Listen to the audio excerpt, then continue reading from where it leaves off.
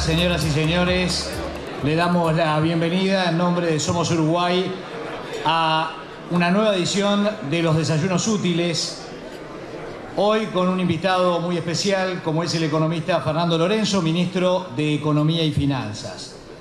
El tema que nos convoca en esta mañana, el momento económico del Uruguay, logros y perspectivas.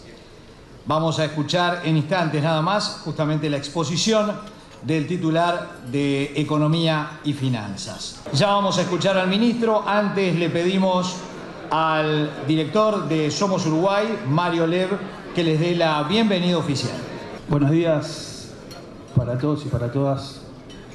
Muchas gracias, señor ministro de Economía y Finanzas, señores legisladores, exministros, empresarios, empresarias, amigas y amigos.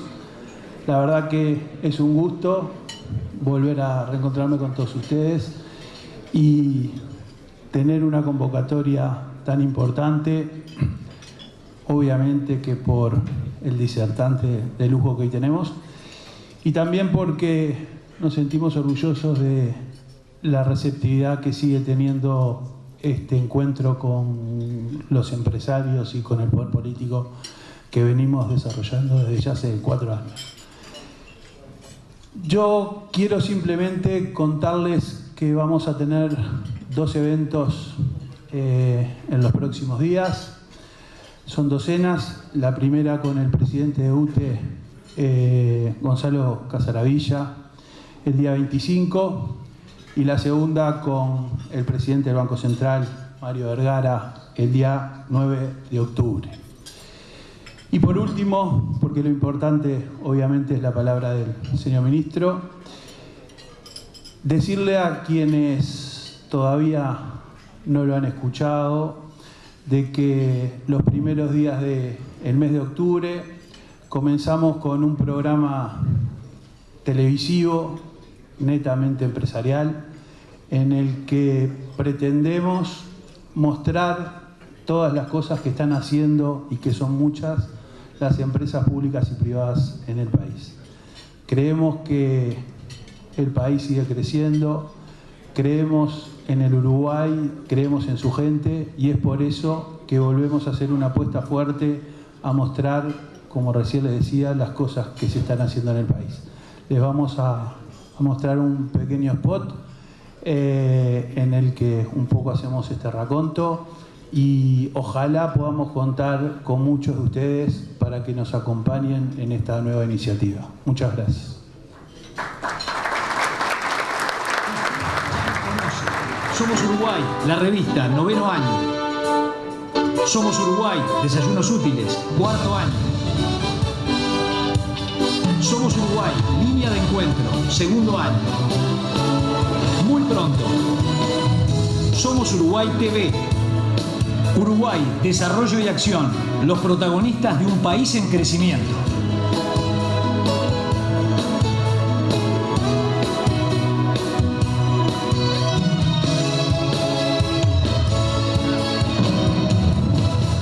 Vamos a convocar al señor ministro de Economía y Finanzas, economista Fernando Lorenzo. Va a recibir los obsequios de manos de Mario Lev, director de Somos Uruguay, la estatuilla de Somos Uruguay, un libro de Editorial Sudamericana, una membresía de 2 meses en Vía Aqua Spa, un par de zapatos de Clarks y una invitación VIP en Restaurant Francis para 2 personas. Son los obsequios de nuestro invitado en esta mañana. El momento económico del Uruguay, logros y perspectivas, es el tema que convoca hoy a todos ustedes y del cual va a exponer el ministro de Economía y Finanzas, Fernando Lorenzo. Fue nombrado el 1 de marzo de 2010, economista egresado de la Facultad de Ciencias Económicas y Administración de la Universidad de la República. También tiene estudios en el exterior, exdirector de Asesoría Macroeconómica y Financiera del Ministerio de Economía y Finanzas, exdirector de la Asesoría de Política Comercial del Ministerio de Economía, presidente de la Red de Investigaciones Económicas y del Mercosur. Les pido un fuerte aplauso para el ministro Fernando Lorenzo.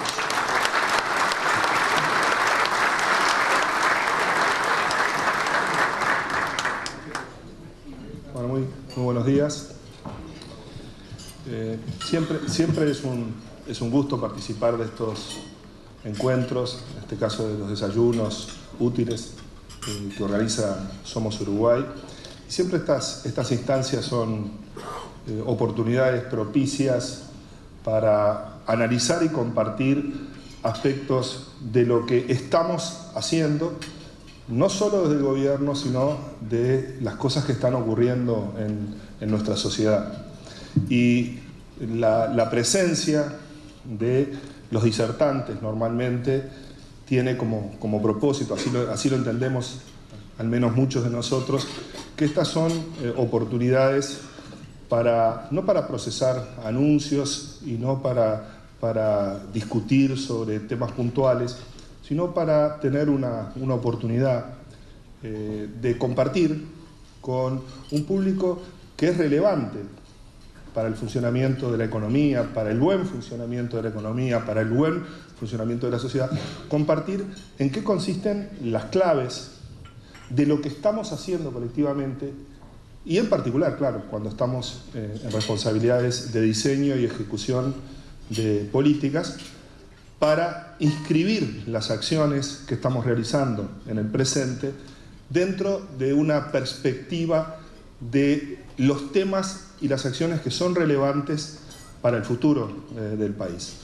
Y hace un buen tiempo que en estos encuentros y en estas modalidades de diálogo que propicia Somos Uruguay y otras instituciones y otras organizaciones, podemos estar pasando revista a temas cuyo horizonte y cuya relevancia no está impuesta por las urgencias del corto plazo, por las necesidades imperiosas de una realidad que nos afecta y nos condiciona, obviamente, sino que hemos tenido, por suerte, tenemos oportunidad para discutir en clave de cuál es la agenda de acciones que tiene una orientación necesariamente estratégica y que es el modo en el cual interpretamos quienes estamos en las labores de diseño e implementación de las políticas públicas como la base sobre la que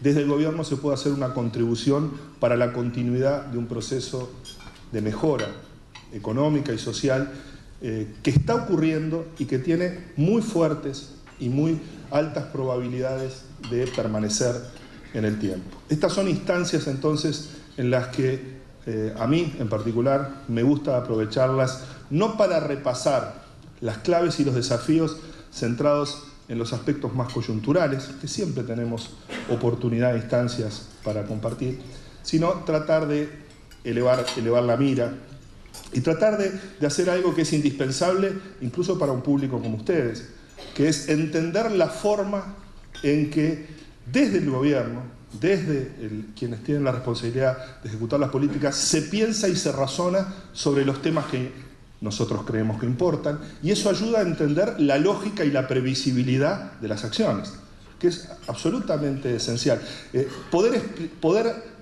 Podernos entender en clave de cómo razonamos, cómo actuamos y cómo aportamos y hacemos nuestra contribución a la continuidad de estos procesos de mejora económica y social es casi tan importante como relatar el conjunto de acciones que seguramente es necesario poner en práctica. Entonces, en esta oportunidad yo quisiera centrarme en cuál es la orientación o cuál debe ser la orientación general que tienen que tener las prioridades en términos de política económica en la actual situación por la que está atravesando nuestro país.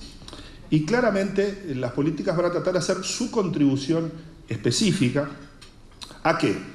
A la continuidad de un proceso que no es tan solo un proceso de crecimiento y mejoras distributivas.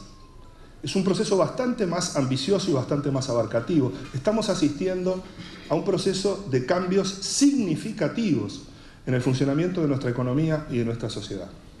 En varias oportunidades hemos calificado que el conjunto de transformaciones que han ocurrido y las que están en curso merecen ser elevadas a la categoría de un cambio estructural. Un cambio estructural que hace mucho tiempo que esperábamos que empezara a procesarse en nuestra sociedad, en nuestra economía, y que plantea la sola existencia de ese proceso de transformaciones, algo que es esencial para la continuidad de los procesos de cambio y para la fortaleza de los procesos de transformación. Y es que entendamos que los obstáculos más básicos que impidieron el crecimiento y la expansión de la economía uruguaya, los más importantes, han sido levantados o están siendo levantados. Las cosas que hicieron que nuestra economía tuviera un pobre desempeño histórico, muy pobre, durante décadas, esos factores que explicaron el por qué tuvimos un comportamiento tan poco dinámico, muchos se han resuelto, la realidad lo muestra, y otros están en procesos de transformación y de cambio que seguramente harán, con el paso del tiempo y con el esfuerzo colectivo de la sociedad en su conjunto, no solo de los gobiernos, continuarán haciendo su aporte específico para continuar generando las condiciones para que estos procesos de transformación y cambio, que tienen un rasgo de cambio estructural en nuestra sociedad y en nuestra economía, se prolonguen en el tiempo. Muchos dicen que los tiempos actuales son tiempos en los cuales hay que promover cambios cada vez más rápidamente, pero además hay que adaptarse a una cultura del cambio, a una cultura que exige necesariamente una adaptación y un aprendizaje muy rápido respecto a cuáles son las nuevas exigencias que los cambios provocan y de qué manera los propios cambios nos ponen ante nuevos desafíos y nuevas empresas a llevar adelante, nuevos emprendimientos que ellos mismos tienen que hacer una contribución a fortalecer el proceso de cambio. Y bueno, en estas circunstancias, ¿cuál es la orientación estratégica que tiene que predominar en nuestro país y que tiene que estar permeando, sin lugar a duda, la orientación de las políticas públicas?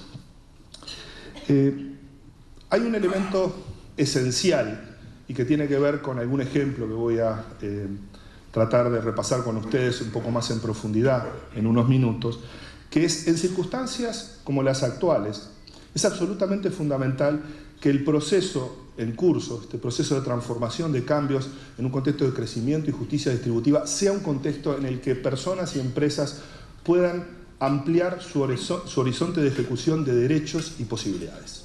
Es absolutamente esencial que eso ocurra. Mal estaríamos construyendo un proceso de cambio duradero si no estuviéramos preocupados por la forma en que nosotros como ciudadanos ejercemos nuestros derechos y las realidades empresariales encuentran mejores condiciones para proyectarse y para aprovechar las oportunidades que efectivamente están ocurriendo. No hay duda que un objetivo de la estrategia económica y social que se está desplegando desde el gobierno tiene mucho que ver con los derechos. Son parte de las señas de identidad más profundas de nuestra concepción sobre cómo se transforma la sociedad.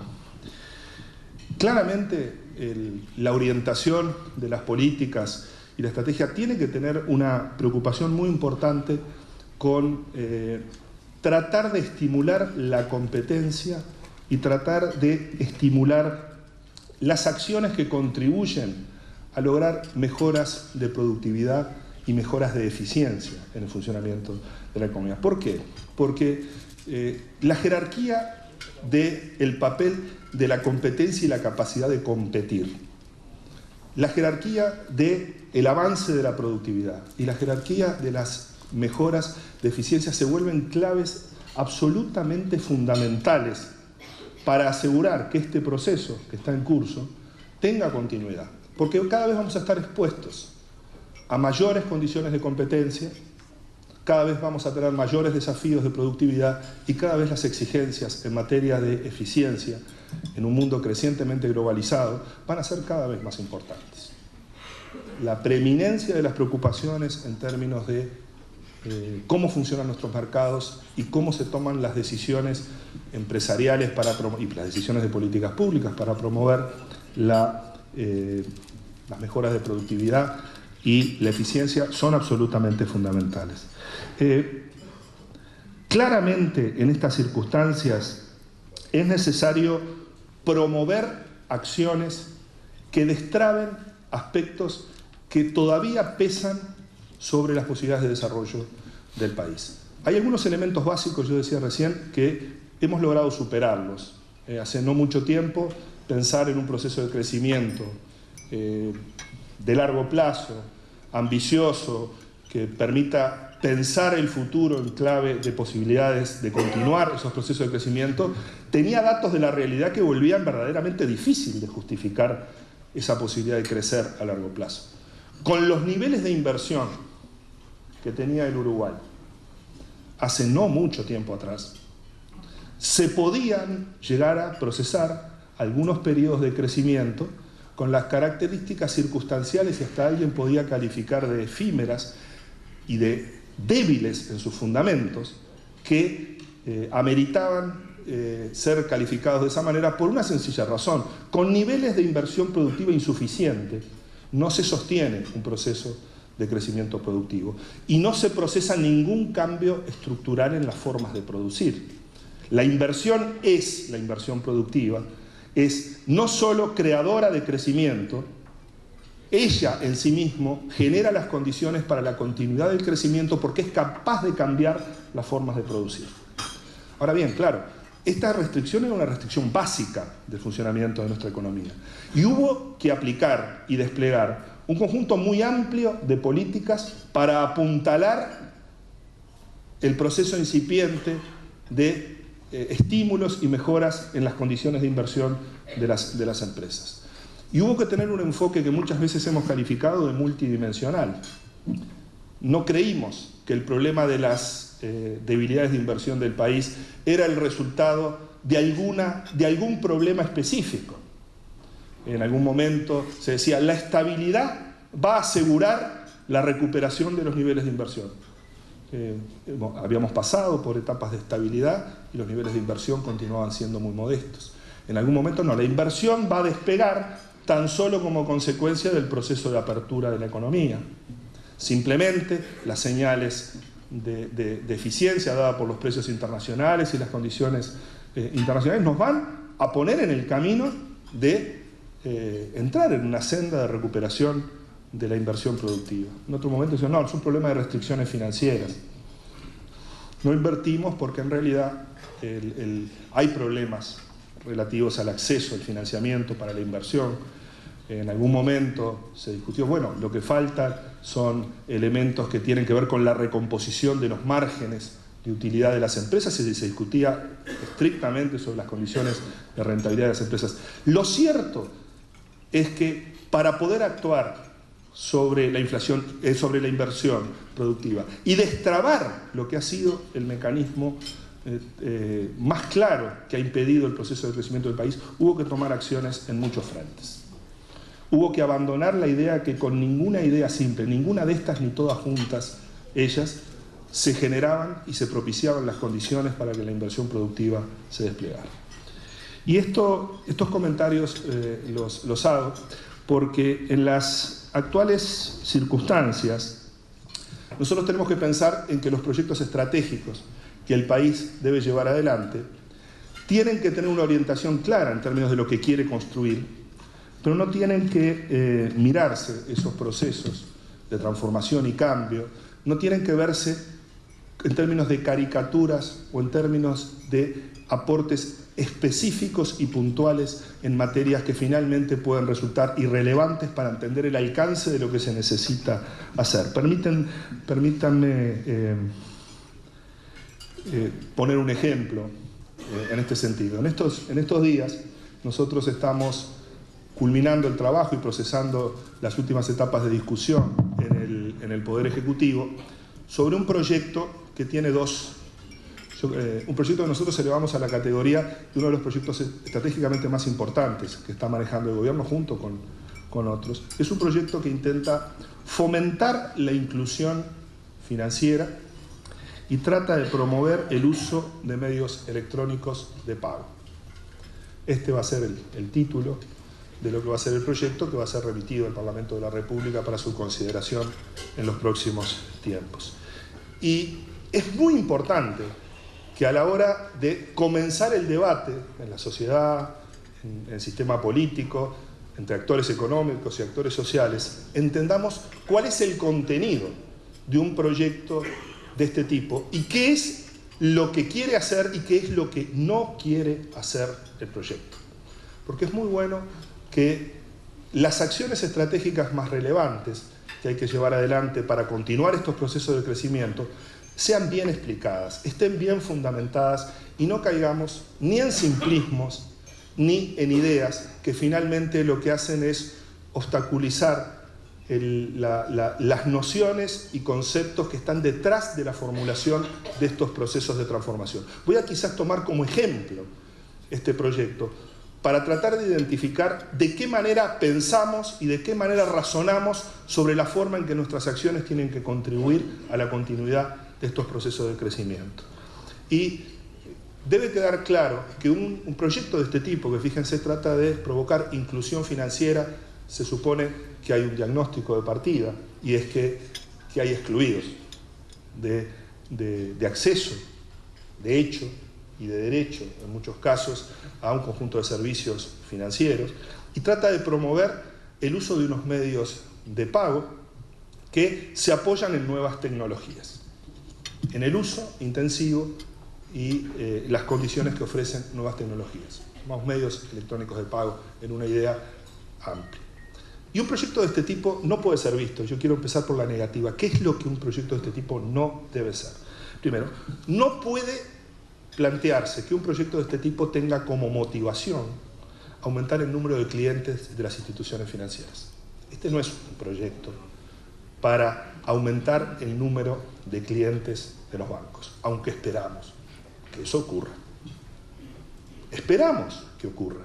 Pero tratar de calificar una iniciativa de este tipo, que ahora voy a explicar sus fundamentos, su racionalidad, tratando de poner en clave de objetivos particulares de un sector como el bancario y de sus intereses específicos y legítimos de ampliación de sus negocios, las claves de lo que es la iniciativa del Poder Ejecutivo, sería no entender el alcance de la iniciativa que estamos manejando.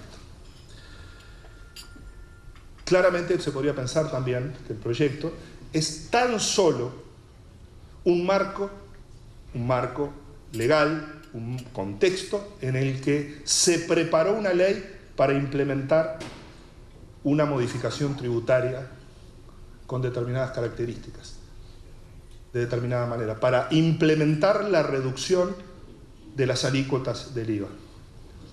Tampoco este proyecto es un proyecto que haya sido pensado para tomar una medida o para adoptar una medida tributaria.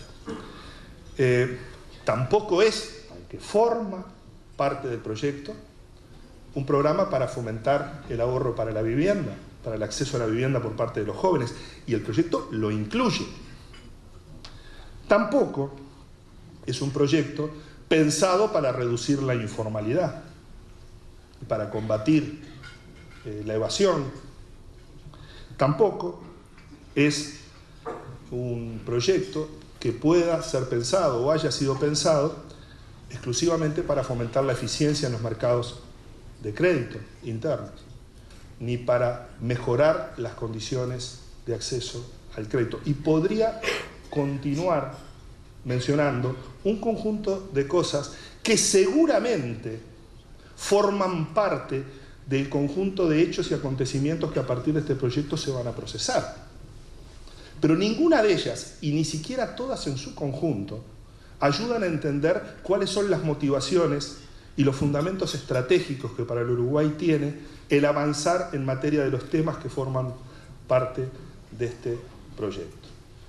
Que las iniciativas de las políticas públicas tengan determinados efectos observables, perfectamente observables, y que se puedan manifestar los resultados de esas acciones, no hace que la orientación de las políticas esté exclusivamente definida por esos resultados.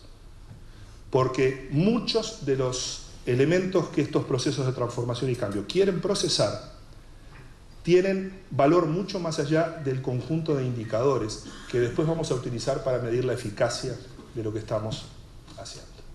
Y este es un proyecto importante que, insisto, no es en particular un proyecto para ninguna de estas 5 cosas que mencioné, pero pretendemos que provoque avances en todas ellas. Porque si no provoca avances en todas ellas, y si no sirven de contexto para implementar conjuntamente un nuevo marco de funcionamiento de determinado tipo de transacciones de la economía, difícilmente puede hacer lo que queremos que hagan estas políticas. ¿Qué queremos que hagan? Que contribuyan a la continuidad de un proceso de cambios y transformaciones, que en sí mismos se transformen en un factor de cambio y que levanten obstáculos para la continuidad de ese proceso de transformaciones y que se sumen al acervo de acciones que constituyen un cambio estructural en nuestra sociedad y en nuestra economía. ¿Por qué? Porque cuando uno tiene rezagos relativos muy importantes en materias importantes del funcionamiento de nuestra sociedad, es imprescindible que desde las políticas públicas, tomando conciencia de ello, se actúe para remover esos obstáculos. Y los problemas que tienen que ver con esta iniciativa son, a mi entender, un buen ejemplo de la visión estratégica con la que desde el gobierno se piensan estas cuestiones. Y hay datos de la realidad que son importantes y que sirven de telón de fondo para entender de qué manera influyen los temas que están involucrados en un proceso de transformación como el que este proyecto va a promover en términos del bienestar de nuestra sociedad e incluso en términos podríamos llamar hasta de vigencia del Estado de Derecho en nuestro país. Claramente y en muchas circunstancias se menciona, por ejemplo, que las empresas más pequeñas tienen dificultades y restricciones efectivas para acceder a los mercados financieros y a los mercados de crédito en particular. Muchas de las acciones de las políticas públicas han estado en estos últimos años y estarán en el futuro orientadas a entender cuáles son las bases que limitan el normal aprovechamiento de oportunidades por parte de las empresas de menor tamaño relativo y aún con empresas de mayor tamaño relativo, las condiciones en las que se accede al crédito son un tema que incide decididamente sobre las posibilidades de crecimiento del país. Ni que hablar de lo que significan las condiciones de acceso al crédito para las familias en términos de lo que son los planes más relevantes para el desarrollo de la organización de un hogar y para la planificación de lo que son las acciones y acumulaciones que a lo largo de la vida se tienen y se realizan en el marco de una familia. Es impensable, no se puede pensar en un proceso de desarrollo intenso en Uruguay que no implique transformaciones profundas en el sistema financiero.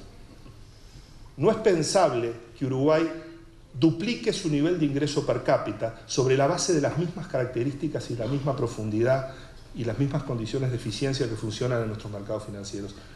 Es imprescindible que tomemos conciencia que así como otros factores en el pasado han sido obstáculos fundamentales a la continuidad del proceso de crecimiento y a dar vigor al proceso de crecimiento, es absolutamente fundamental que entendemos que los temas financieros son absolutamente fundamentales y las condiciones de acceso y las condiciones de costo que tengan que ver con los servicios financieros cada vez van a ser más relevantes en nuestro país, para las personas y para las empresas. Y vaya, si hay evidencia a nivel internacional de que además de esta relación entre bienestar y funcionamiento de los mercados financieros, que por supuesto tienen condiciones de fragilidad posible que hay que preocuparse de supervisar, regular y controlar para que desde estas realidades no se generen cosas como las que han ocurrido en nuestro país y que están ocurriendo en otras partes del mundo. Pero la evidencia internacional nos dice otras cosas. Nos dice, por ejemplo, que hay una relación directa, bastante importante, una relación inversa, directa e inversa, entre la economía informal y el avance que tienen y han tenido en las distintas sociedades los medios electrónicos de pagos, el uso de los medios electrónicos de pago. La tecnología está ofreciendo en el funcionamiento de los sistemas de pago oportunidades nuevas y muy relevantes para nuestra sociedad para casar el proceso de modernización en los sistemas de pagos con fortalecer la capacidad de nuestras sociedades de asegurar que vamos progresivamente arrinconando y reduciendo la informalidad y la evasión. Y esto, la realidad, insisto, es bastante clara respecto a que las actividades de combate a la evasión y a la informalidad se pueden ver fortalecidas a través de transformaciones en los sistemas de pagos y en las formas en que la información sobre los sistemas de pago fluye a quienes tienen la obligación de resguardar a toda la sociedad por el cumplimiento de sus obligaciones. Difícilmente podamos concebir la tarea de combate a la informalidad pendiente sin que introduzcamos cambios relevantes en los mecanismos a través de los cuales operan las agencias que deben fiscalizar y asegurar que se cumpla el Estado de Derecho. Hace no mucho tiempo, en ámbitos empresariales, hace no mucho tiempo, digo hace 8 o 9 años, que fue las primeras veces que me tocó concurrir como responsable del gobierno a encuentros de este tipo, había un tema candente y una especie de tarea enorme y parecía imposible de cubrir, que era la reducción de la informalidad. Estos gobiernos, los 2 últimos gobiernos, han realizado probablemente los avances más importantes que se conocen en nuestra historia en el combate a la informalidad, en la reducción de la evasión impositiva y en la regularización de situaciones que tienen que ver con informalidad y trabajo.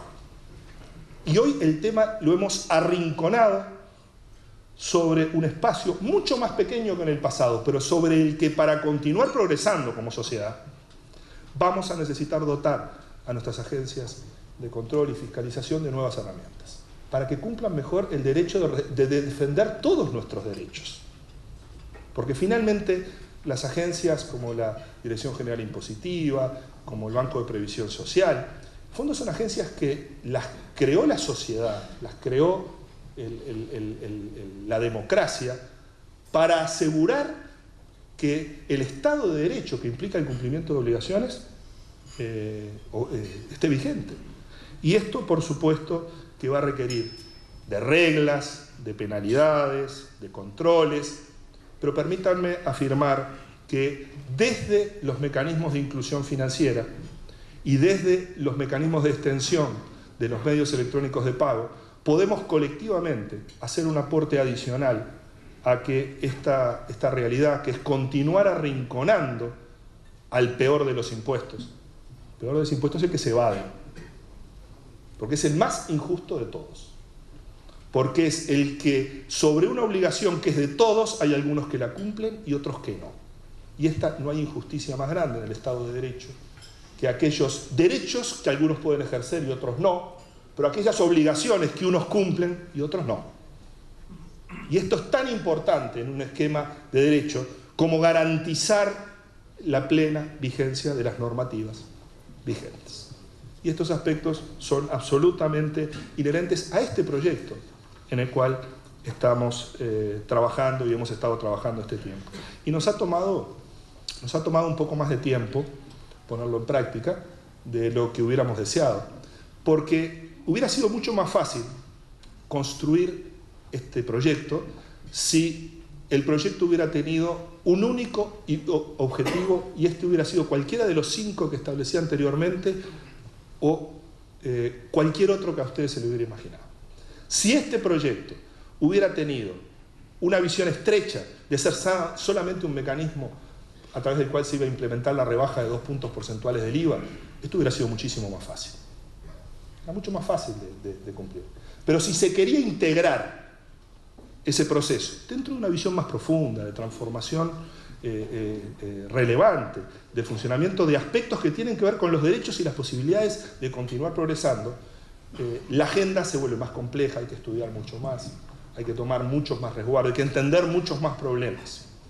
Y esos problemas claramente implicaron de nuestra parte concebir el proyecto dentro de un aporte más integral al desarrollo nacional. Y claramente este proyecto es posible y está fundado en que hay al menos algunos aspectos del funcionamiento de nuestra realidad que ofrecen las posibilidades a realizar avances muy importantes y que requieren sí, para que esos avances ocurran, de iniciativas concretas. Quiero mencionar que hay algunos factores que van a influir decididamente sobre la racionalidad del proyecto presentado y sobre la capacidad de éxito del proyecto en términos de las transformaciones que quiere procesar. Claramente un proyecto como el que estamos impulsando no sería posible si no hubiera un soporte tecnológico adecuado. O sea, estos temas cobran actualidad porque las tecnologías permiten transformaciones en los sistemas de transacciones y en los medios de pago que habilitan a que desde la tecnología se pueda hacer un aporte. ¿A qué? Hacer las cosas de manera más rápida, más eficiente, más seguras y además de más bajo costo.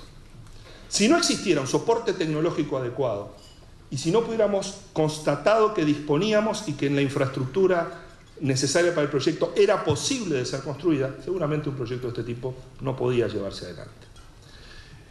Tampoco es irrelevante en el éxito de un proyecto de este tipo la forma en que ocurren las conductas y los hábitos de los agentes económicos.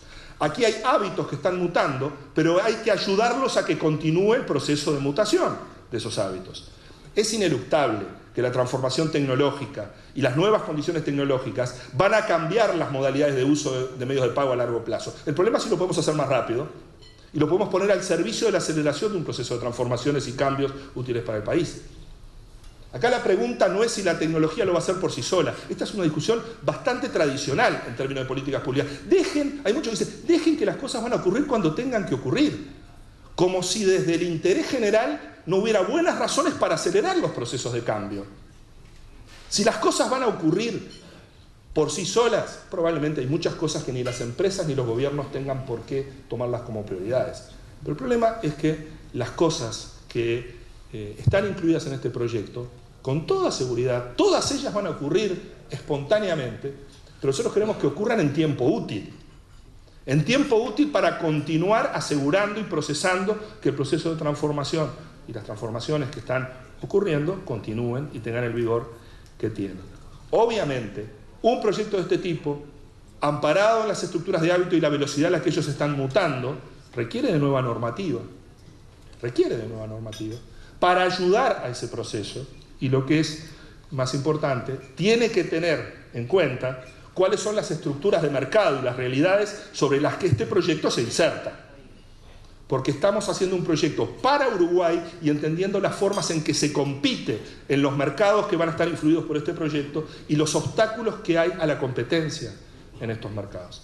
Porque permítanme decir que así como muchas veces se transforman en grandes temas de discusión las condiciones de competitividad de empresas, de sectores y de toda la economía, la ineficiencia y la falta de competencia en determinados mercados de la economía es parte de la competitividad, la presente y la futura. No es irrelevante la forma en que operen las prácticas competitivas y se defienda de la vigencia de la competencia, y cuando ella no ocurre hay que estimularla, y este proyecto trata de incentivar y promover. El Estado tiene otras agencias que se tienen que encargar, obviamente, de otras partes de este negocio. Tienen que controlar, velar por el buen uso de los instrumentos, velar por las condiciones de seguridad en las que ocurren las transacciones. Pero es absolutamente indispensable que alguien asuma en nuestra sociedad, en temas como estos, la actitud promotora y el desarrollo de acciones y la aceleración de la adopción de prácticas que son absolutamente indispensables para continuar en los procesos de transformación. Claramente un proyecto de este tipo va a tener que involucrar al menos cinco aspectos, y ahora voy a pasar a discutir después los objetivos y contenidos específicos del proyecto. Pero tiene necesariamente, para que este proceso pueda ocurrir, hay que desincentivar el uso de dinero en efectivo. Es inherente al avance de este proyecto asumir que desincentiva el uso de una modalidad de pago. Esto parece algo que dice, no, pues si todo funciona así. Yo quiero recordar que hace algunos siglos atrás y algunas décadas atrás, las modalidades de pago eran muy distintas de las que son hoy. No es que el capitalismo siempre funcionó con la estructura y los instrumentos de pago que hoy conocemos. No, hay mutaciones absolutamente fundamentales en los sistemas de pago. La pregunta es si el desincentivo al uso de dinero en efectivo es una herramienta o no para conseguir fines mayores. Claramente, esto implica además no solo desincentivar el uso de efectivo, sino que va a ampliar el ámbito de uso de los medios electrónicos de pago. Hablemos claro, va a ampliar el ámbito de aplicación de estos medios electrónicos de pago. Obviamente, para que eso ocurra, y ocurra en un contexto de inclusión financiera, va a tener que ser posible que los medios electrónicos de pago puedan ser utilizados de manera generalizada. Y esto implica necesariamente redes que permitan la utilización de esos medios y que las redes estén interconectadas. No hay forma de procesar esas transformaciones sobre la base de que el sistema de pagos es un conjunto de islas compartimentadas. No es posible que eso ocurra así. Vamos a tener que, además de promocionar el uso de los medios de pago electrónico, incentivar los pagos electrónicos. Porque no es solo que la gente tenga más plásticos o tenga más dispositivos incluidos como posibilidades de pago en los celulares o en otro tipo de soportes electrónicos. Es que los use efectivamente.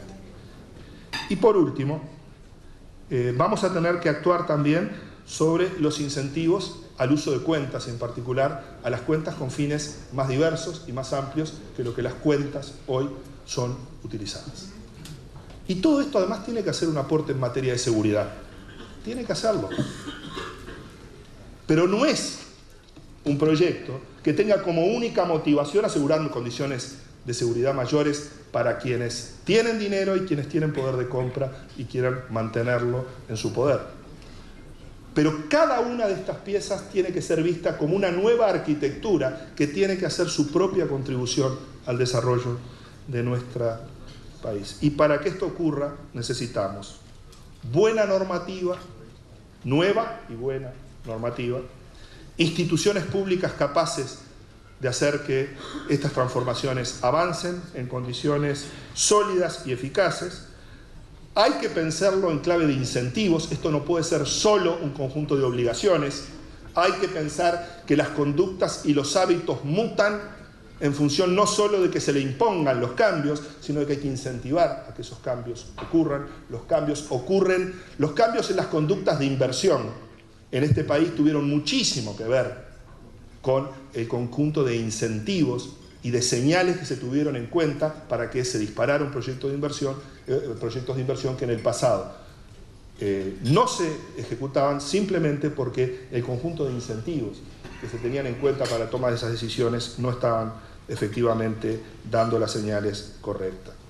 Y vamos a requerir, sin lugar a duda, un gran esfuerzo educativo, porque en la medida que vamos a actuar sobre hábitos y conductas personales y sociales, el papel que va a tener la educación, la información y la correcta utilización de las herramientas cumple un papel absolutamente importante. ¿Qué es lo que pretende hacer este proyecto en particular? Y permítanme discutir muy brevemente con ustedes y encontrarle la racionalidad en este contexto que acabo de presentar a este proyecto. En primer lugar, tiene una preocupación, un objetivo por universalizar derechos. ¿Cómo se manifiesta ese objetivo de universalizar derechos y su ejercicio? En primer lugar, promover y asegurar el acceso a los de sectores hoy excluidos de los servicios bancarios, como son las familias, y sobre todo las familias de menores recursos, y las empresas más pequeñas, las micro y pequeñas empresas.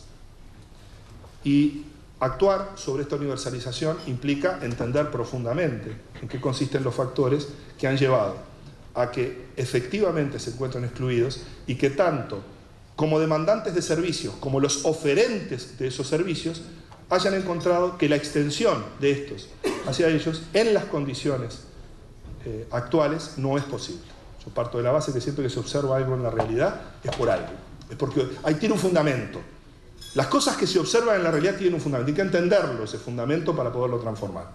Y si queremos universalizar el acceso, vamos a tener que ofrecer básicamente un ingrediente clave en el uso de cuentas bancarias, que es la gratuidad del acceso al servicio que ofrecen esas cuentas. En el marco del proyecto vamos a tener cuentas bancarias gratuitas de sueldos, de remuneraciones, y cuentas bancarias gratuitas para empresas de reducida dimensión económica. No hay, nuestro diagnóstico es que muy difícilmente podamos avanzar en materia de universalización de acceso a estos servicios sin que aseguremos que estos elementos vinculados a los costos de creación y utilización de las cuentas en estos sectores permanezcan con los costos y las exigencias actuales. Claramente el proyecto, y por eso lo pongo en clave de las transformaciones que hay que realizar en nuestra sociedad y nuestra economía, trata de fomentar la competencia y trata de promover mejoras de eficiencia y aumento de productividad y, por ende, capacidad para influir sobre el bienestar. ¿Por qué? Porque vamos a generar nuevos actores operando en la oferta de estos servicios. Este proyecto promueve la creación, junto con otras iniciativas llevadas adelante por el Banco Central del Uruguay, crea nuevas figuras y nuevos actores que pretendemos actúen decididamente en el sistema promoviendo mayor competencia. No es sobre la misma base de estructuras de mercado, sin cambiar no solo normativa, sino la conducta de los actores y la naturaleza de los actores que compiten, que vamos a poder avanzar en este proyecto. Obviamente, para fomentar la competencia, el tema de los costos de los servicios es muy importante. Muchas veces las propias formas de competencia generan estructuras de costos que son abordables por algunos y no son abordables por otros.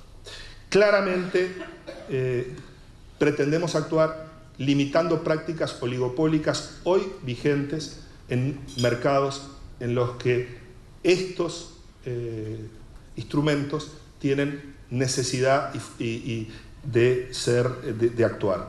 Y además, claramente el proyecto trata de ampliar el horizonte y el espectro de sectores, de empresas y sectores que van a ser objeto de participación en el mercado.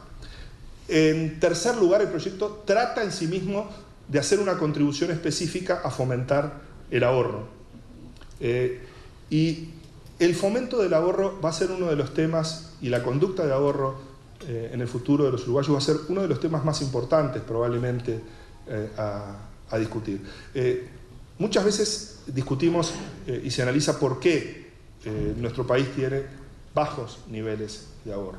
Y se pueden hacer muchas discusiones, se pueden hacer muchas aproximaciones al problema.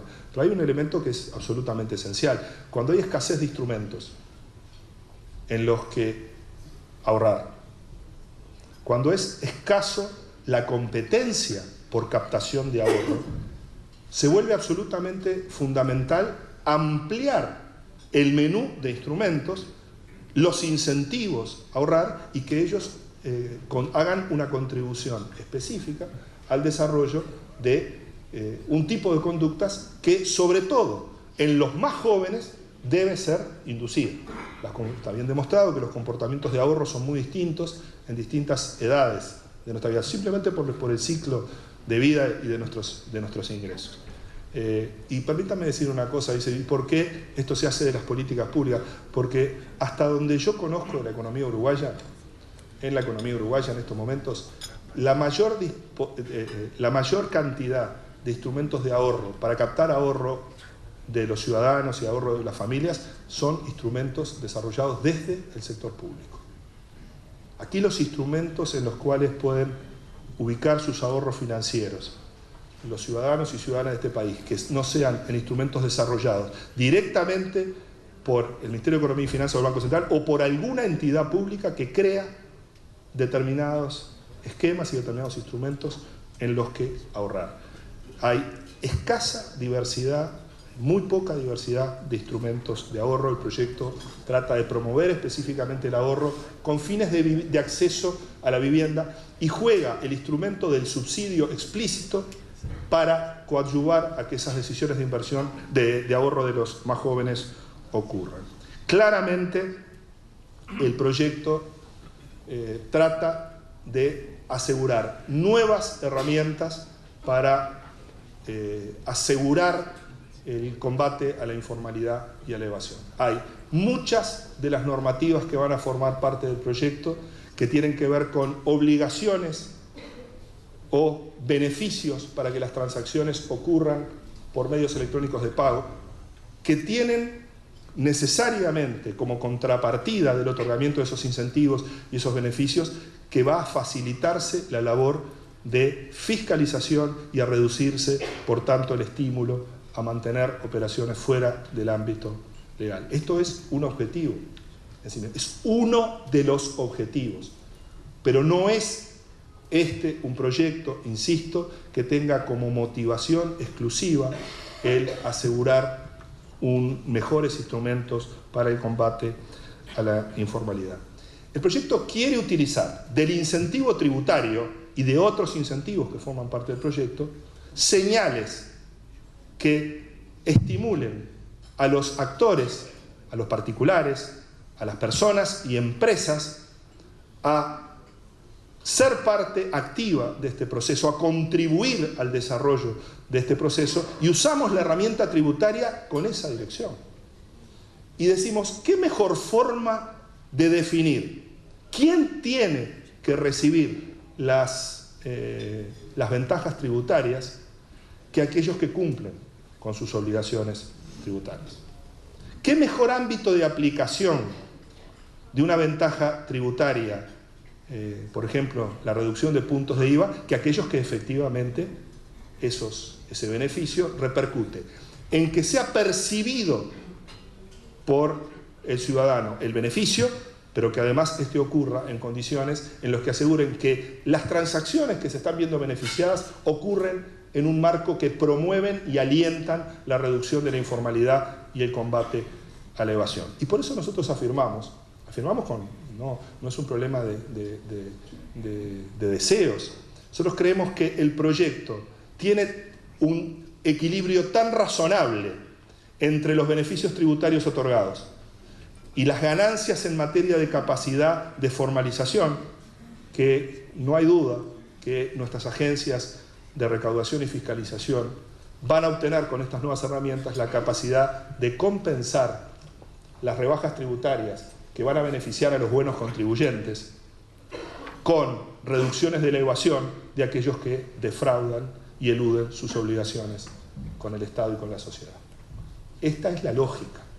Y por eso el proyecto está diseñado para que la sociedad termine con la misma presión fiscal, exactamente la misma que hay antes de la introducción de estos incentivos, pero con una distribución de la carga completamente diferente. Una distribución en la que quienes hoy no tienen carga van a tener más carga porque están fuera del cumplimiento de sus obligaciones, y quienes cumplen con sus obligaciones y lo hacen de acuerdo a los criterios del Estado de Derecho van a tener los beneficios. Y permítanme atender un tema que seguramente va a formar parte de la discusión. Es que se va a decir que la informalidad es mucho más importante en los sectores sociales más vulnerables y que finalmente el tipo de beneficio tributario va a estar asociado no necesariamente a beneficios que puedan ser aprovechados por los informales. Yo aquí quisiera simplemente decir que bueno sería, en primer lugar, que nosotros diéramos un beneficio tributario aprovechable por los informales. Es casi algo de difícil comprensión. Y si queremos darle un beneficio para la formalización, y si queremos atender la vulnerabilidad social, tenemos otros instrumentos. Tenemos y vamos a tener otros instrumentos. Pero no confundamos lo que cada instrumento puede hacer y puede contribuir, y no le pidamos a todos los instrumentos que hagan todo el trabajo y cumplan con todos los objetivos que cumple cada instrumento en particular. Entonces, pongamos las cosas en su lugar. Esta es un beneficio que se establece en clave de estímulo e incentivo para la formalización, pero al mismo tiempo para que el cumplimiento de obligaciones tributarias de quienes cumplen implique una menor carga tributaria.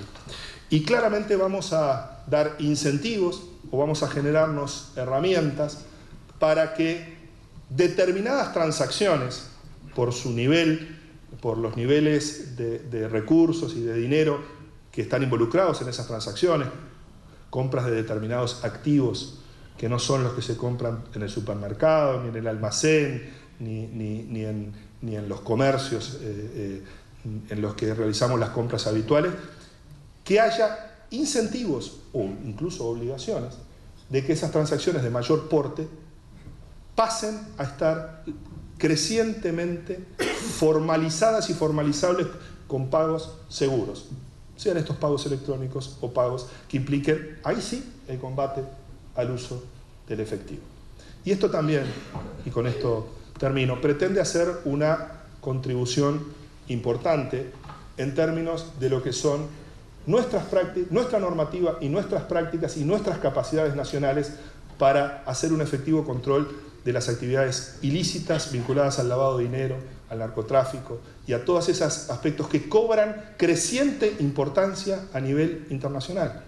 Y un proyecto de este tipo, además de avanzar en las dimensiones que he establecido, pretende además abrir también un aporte, generar un aporte para constituir mejores prácticas y mejores instrumentos y mejores capacidades para cumplir con obligaciones internacionales, pero que cuando igual, aunque no fueran obligaciones, es tan importante el impacto que tiene sobre la opinión pública nacional o sobre la opinión pública internacional, cuando un país aparece presumido de no actuar de manera consistente y de manera seria en el combate a este tipo de ilícitos. Es tan importante el efecto que tiene sobre nuestra percepción de cómo es nuestra sociedad y de la percepción que tienen en otros sitios sobre nuestra sociedad, que en sí mismo fortalecer estas actividades ayuda a una mejor inserción del país en el mundo. Todo esto, todo este conjunto de temas, y sin entrar a discutir qué es lo que el proyecto trata de aportar específicamente, no trato de repasar ni los artículos ni los instrumentos específicos. Esta es la racionalidad con la que nos proponemos iniciar el debate sobre esta iniciativa y esperamos que haya comprensión sobre los objetivos últimos y obviamente un debate que contribuya a mejorar el trabajo que nosotros hemos realizado. Cada uno de los proyectos elaborados desde el gobierno durante el tratamiento parlamentario mejoran y mejoran en muchos casos mucho. En el día de ayer, si no me equivoco, comenzó o terminó la votación del Código Aduanero, en el nuevo Código Aduanero uruguayo en la primera Cámara, en la Cámara de Diputados, y ese proyecto fue un trabajo muy arduo y que contó con la colaboración de muchos de los que están aquí acompañándonos, pero el Parlamento de la República ayudó a que ese proyecto mejorara. Nosotros esperamos que este proyecto tenga la misma suerte, que tenga un rápido tratamiento, un eficiente tratamiento, pero además que sea mejorado. Y eso es parte del trabajo que tenemos por delante. Si en cada oportunidad y con cada una de nuestras acciones logramos que algún ámbito de nuestra sociedad, algún ámbito de nuestra economía funcione y sea un poquito mejor, seguramente la suma de todas esas acciones realizadas cada uno desde nuestro lugar va a contribuir a que en muy poco tiempo notemos que las transformaciones acumulativas se notan y se notan mucho. Muchas gracias.